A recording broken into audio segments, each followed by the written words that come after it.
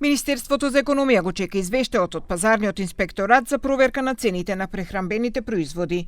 Министерот Бесар Дурмиши рече, ако во јуни има енормно зголемување на цените на храната и пијалоците во споредба со мај, ќе преземат поригорозни мерки, но не прецизираше какво зголемување се смета за енормно, ниту за кои производи би се ограничила маржата на добивка.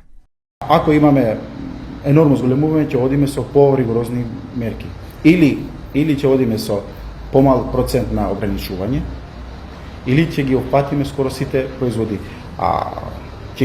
Кога ќе ги земеме податоците, исто како што излегов пред јавноста за месец мај, исто така ќе излеземе и за месец јуни и ќе ве известам. Кога имаме празници, особено во овој временски период, трговците знаат кои производи се трошат повеќе и таму ги покачуваат цените. За да се ублажи јазот помеѓу високите цени и стандардот на граѓаните, ресорот економија се обидува да ја зголеми куповната моќ преку намалување на невработеноста со мерки за субвенционирање на вработувањата.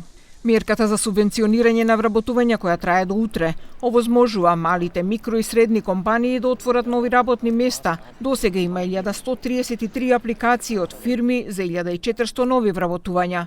Тука државата субвенционира 250.000 денари месечно по лице до 29 години, 220.000 денари за жени, роми, лица со попреченост и корисници на социјална помош и 160.000 денари за лица над 29 години. Мерката за самовработување пак е до 10.000 евра за млади до 29 години, а ако двајца се здружат за отворање бизнис, износот е 20.000 евра.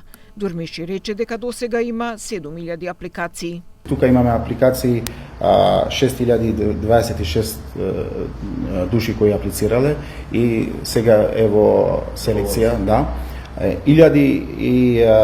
Околу 1100 души аплицирале за другата мерка каде што може да се аплицирале фирмите каде што може да земат лица да ги вработат во сопствениот бизнис, така да све до сега имаме над 7.000 луѓе кои аплицирале со овој оперативен план.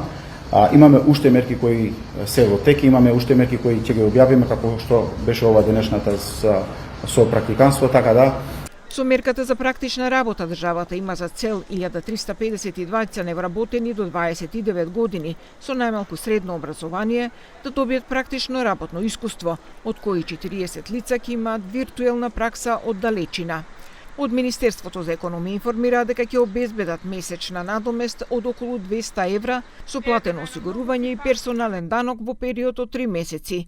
Оваа мерка е во рамки на 40 милиони евра издвоени за 10.000 граѓани кои се предвидени да бидат вклучени во системот на труд.